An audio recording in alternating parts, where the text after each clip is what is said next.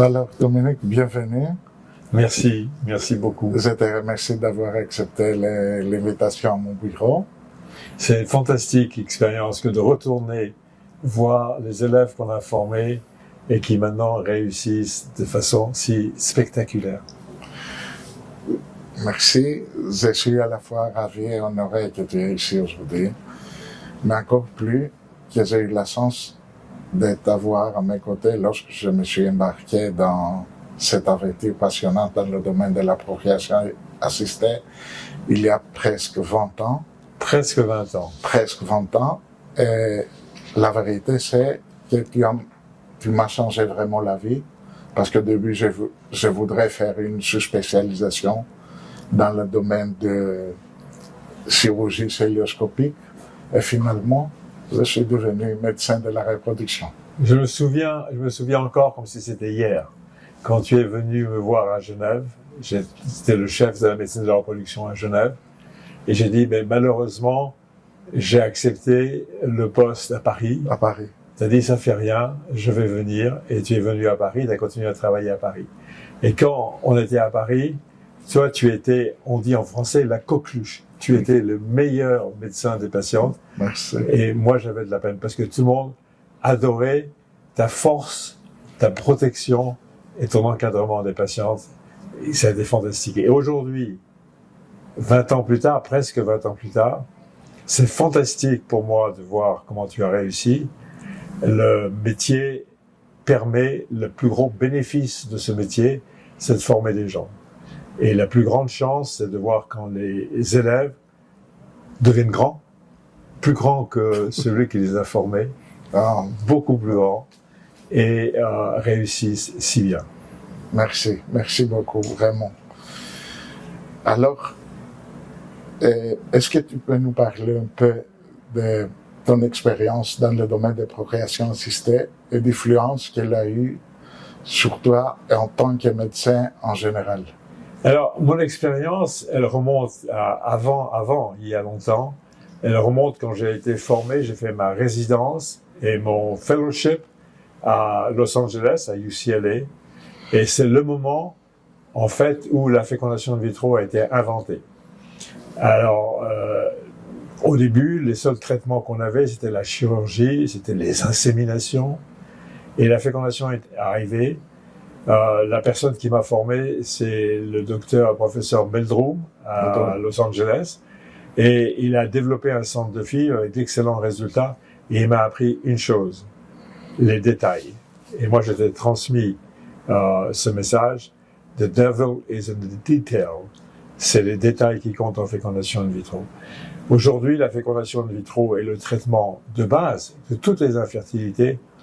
Et il reste encore une chose à faire, c'est traiter l'utérus. On peut traiter tous les problèmes d'infertilité, masculins, les problèmes d'endométriose, on peut tout traiter. Il reste encore un problème, c'est l'utérus. Il y a des femmes qui n'ont pas d'utérus, syndrome de Rokitansky, il y a des femmes qui ont des fibromes, et ça c'est le défi pour toi, c'est à toi de le résoudre. C'est vrai. Alors, peux-tu nous parler un peu du développement le plus récent dans le domaine de la médecine de la reproduction? Alors, dans la médecine de la reproduction, il y a un domaine qui est devenu deux choses sont devenues très importantes. L'endométriose et le contrôle de la réceptivité. L'endométriose est une maladie qui altère la fertilité naturelle. Les gens qui n'arrivent pas à être enceintes, on n'a pas d'explication. Et maintenant, on sait que c'est l'endométriose grâce à l'IRM et à l'échographie. Je sais que tu as des très bons contacts avec les gens qui font l'IRM et l'échographie. C'est important. Et pour la fécondation in vitro, si on fait ce qu'on appelle freeze all et un transfert différé, congélation de tous les embryons et transfert différé, on a des résultats qui sont pratiquement identiques aux autres femmes. Et l'autre chose qu'on a appris, c'est le contrôle de la réceptivité. On pensait qu'il y avait des problèmes de réceptivité et aujourd'hui, on a réalisé qu'en fait, c'est l'embryon. Et c'est ça qui compte. L'endomètre, sauf s'il y a des problèmes de fibro, Ça, c'est le défi pour toi, pour ta génération. Mais l'endomètre, si l'utérus est normal, l'endomètre, on sait contrôler avec de l'estradiol et de la progestérone, c'est un nom grec, la progestérone, qui est l'hormone des mères et la mère des hormones. C'est vrai, je me souviens ça toujours. Et comme tu es formé aux États-Unis, après travailler plusieurs années en Suisse et en France, comment ces expériences internationales ont-elles enrichi ton pratique et ton recherche? Alors, d'une manière générale, moi je dois beaucoup à la personne qui m'a formé, à ceux qui m'ont formé, mon alma mater, qui est UCLA. C'est là que j'ai tout appris. Okay? Donc je suis reconnaissant pour toujours de ça. Et si moi j'ai pu te donner quelque chose, c'est parce que eux m'ont donné. C'est de la transmission. La transmission du savoir, la transmission de la connaissance. Le pays où tout ce concept-là a commencé, c'est ici, en Grèce. Okay? Les médecins ont transmis le savoir. C'est un rôle, c'est une fonction. Les États-Unis m'ont appris beaucoup. Okay? Les États-Unis ne sont pas parfaits, mais les États-Unis m'ont appris beaucoup. La France aussi. La France a aussi des problèmes, mais la France m'a appris beaucoup. Et les relations avec l'étranger et les séminaires, les conférences à Athènes m'ont appris beaucoup et m'ont fait beaucoup de plaisir. Alors, concernant ton sujet préféré, l'endométriose, oui.